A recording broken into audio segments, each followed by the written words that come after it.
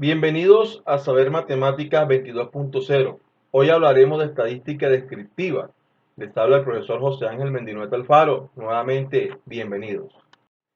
La estadística descriptiva es una rama propiamente de la estadística encargada de recolectar, organizar, representar y analizar datos, con el fin exclusivo de exponer conclusiones del conjunto de datos y a partir de estos datos realizar inferencias. Ahora, en la estadística descriptiva hay unos elementos que son importantes, como es la población, la muestra, los individuos de la muestra y la variable.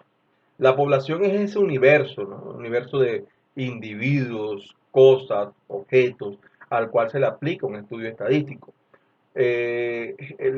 Población no quiere decir que seas seres humanos, ¿no? Podemos ser una población de animales, por ejemplo. Cuando se habla de población, se habla de ese conjunto de individuos, de especies, de cosas donde se puede aplicar un estudio estadístico. Cuando la población es muy grande, entonces se toma una muestra de esa población, una muestra al azar, ¿no? No una muestra, no es que, por ejemplo, si yo tengo 50 personas, entonces voy a escoger solo a los hombres o solo a las mujeres o solo cierto grupo de edad. Hay que coger una muestra de tal manera que esa muestra sea representativa. Es decir, que esta muestra sea capaz de responder a la característica de la totalidad de la población. Es importante entonces que la muestra que se tome de la población sea una muestra representativa. De hecho, esta es una de las cuestiones que el IFE califica en algunas preguntas estadísticas. Si la muestra que se toma es representativa, es decir, logra representar la población. Ahora, de esta muestra hay individuos, conjunto de individuos, y se estudia una variable. Por ejemplo, aquí se puede estar estudiando el color preferido o el sexo, ¿no? De un grupo de personas. Una forma muy práctica y eficiente de analizar la información es a través de las gráficas estadísticas.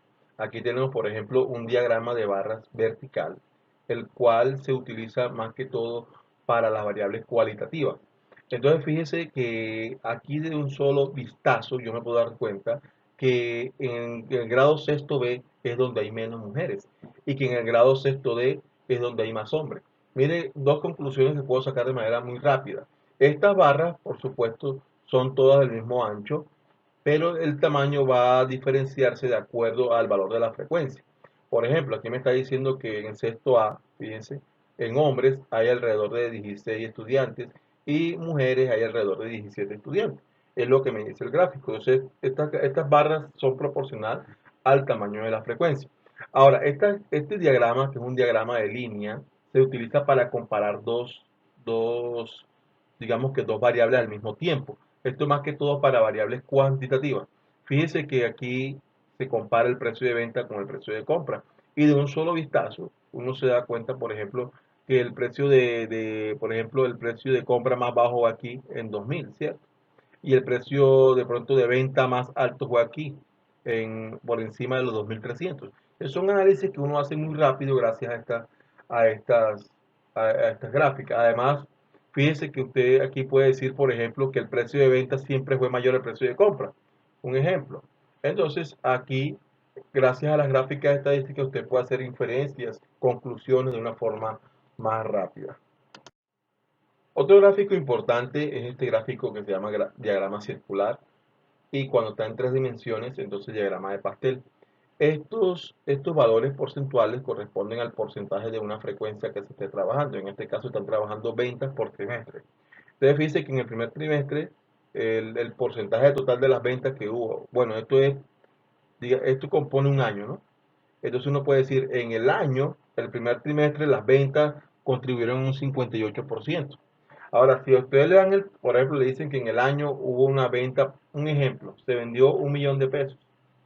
Entonces ya con este valor usted puede saber cuánto se vendió en el primer trimestre, cuánto se vendió en el segundo trimestre y así sucesivamente. Es decir, calculando, por ejemplo, el 58% de 1.000.000. Y ya usted sabe, por ejemplo, el 58% de 1.000.000 simplemente es multiplicar 58 por 1.000.000 y dividirlo entre 100 y ahí se genera cuánto se generó aquí en precios, ¿no?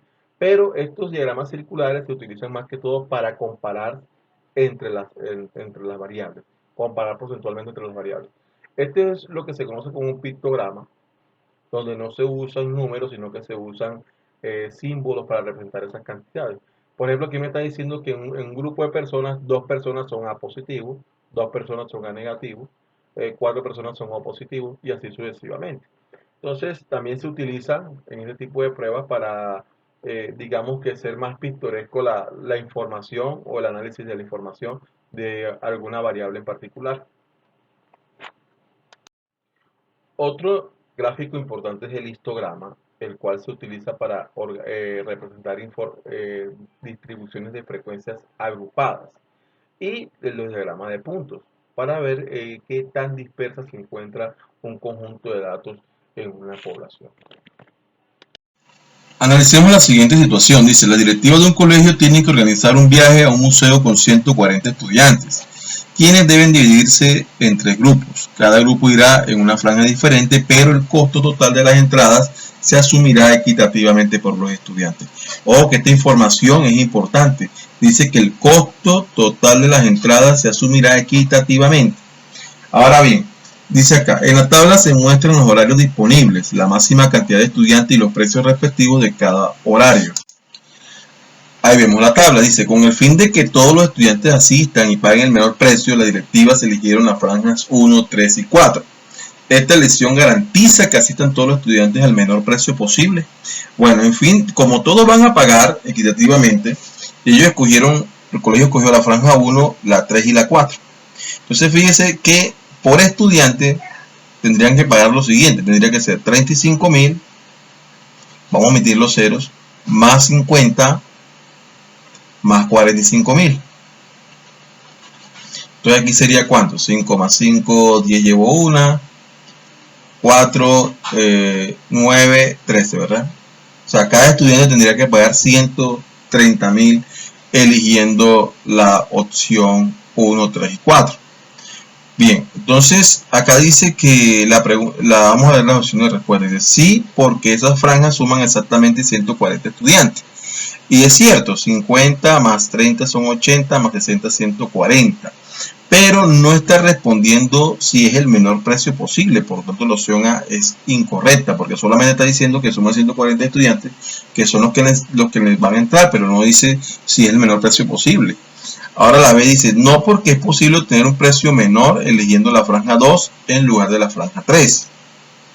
Entonces fíjense, si elegimos entonces la franja 2 en vez de la franja 3, o sea 1, 2 y 4, ¿qué pagarían? Pagarían 35 más 40 más 45. 5 más 5 y 10 llevo 1, 4, 8, 12. O sea que pagarían 120.000 por estudiante. O sea que sí es lo menor, ¿ya? Entonces la opción B cuenta. Dice C, sí, porque se incluyó la franja 1, que es la menor precio por estudiante, aunque sea una afirmación correcta, porque es una afirmación correcta, no está explicando por qué es el menor precio posible. Dice D, no, porque los estudiantes que van a la franja 3 pagan más. Se anula por la misma razón que se anula la opción C, porque a pesar de que dicen algo correcto, algo afirmativo, pero no están explicando por qué la elección es la mejor. La mejor elección es la B, donde pagan menos. Y asisten todos, por supuesto. Analicemos la siguiente situación. Dice, un estudio de mercadeo identifica el número de unidades vendidas de un producto de una marca específica de acuerdo con la cantidad de marcas que compiten contra ella en una tienda y el número de unidades vendidas sin competencia. La gráfica muestra los resultados del estudio para ese producto en un mes. Está la gráfica. Entonces dice acá, suponiendo un comportamiento análogo para una tienda que vende 1.250 unidades del producto cuando este no tiene competencia en un principio, ¿cuántas unidades se venderán aproximadamente de este producto en un mes si compite contra 3 marcas de las que aparecen en la gráfica? Entonces fíjense que ese producto, cuando no tenía competencia, se vendieron 500 unidades. Ahora, ese es el producto que acá, ¿verdad? Cuando se vendieron 500 unidades, pero ahora hay un producto nuevo que cuando no tiene competencia, Cero vende 1.250 unidades. Ahora dice que, acá dice que hay suponiendo que acá dice un comportamiento análogo. Es decir, lo mismo que le pasó a este producto, le va a ocurrir a este producto, porque es un comportamiento análogo. Ahora, cuando metieron las tres marcas, obviamente vendieron menos. ¿Por qué venden menos? Porque claro, entre más competencia, pues hay menos compra del producto, ¿no? Fíjense que cuando habían 0, vendieron 500. Y ahora aquí tres marcas vendieron 200. O sea que hubo una reducción de ¿cuánto? De 300 artículos menos, ¿verdad? 300 artículos menos. O sea que hubo una reducción del más del 50%. Del más del 50%. ¿Sí? Analicémoslo así y vamos a resolver el ejercicio en un tris. Porque es que aquí lo podemos plantear una regla de 3 simple. Podemos plantear una regla de 3 simple y también resolver el problema. Pero la idea también es analizar. Mire, de 500 bajó a 200. O sea que dejaron de vender ¿cuánto? 300 artículos. ¿Y 300 artículos qué es? Es mayor a la mitad. Y la mitad se representa con el 50%, ¿verdad? O sea, mayor al 50%. Ahora, lo mismo le va a ocurrir a este artículo cuando estén las tres marcas. Va a haber una disminución del más del 50%. ¿Cuánto es la mitad de 1250? Es 625. O sea que, como es más del 50%, pongámosle un número, vamos a poner un aproximado. Vamos a decir 600, por así decirlo. No es 600, vamos a suponer 600. O sea, cuando estén las tres marcas, para que no vaya a haber de pronto problemas, que vaya a decir, ay, que no. Entonces, es un número menor a 625. Un número menor que 625. Sabemos que se reducen las ventas a más de la mitad. ¿Ya? Para lo que yo quiero aquí es analizar. Como es menos de la mitad, yo miro mis opciones de respuesta. Y yo digo, bueno, entre 680 y 720 es falso, porque estoy diciendo que él va a vender menos que 625. ¿Ya? Yo no puedo coger ni siquiera la C, ni siquiera la D, incluso es la A enseguida. ¿Ya? Porque yo estoy diciendo que es menor que 625.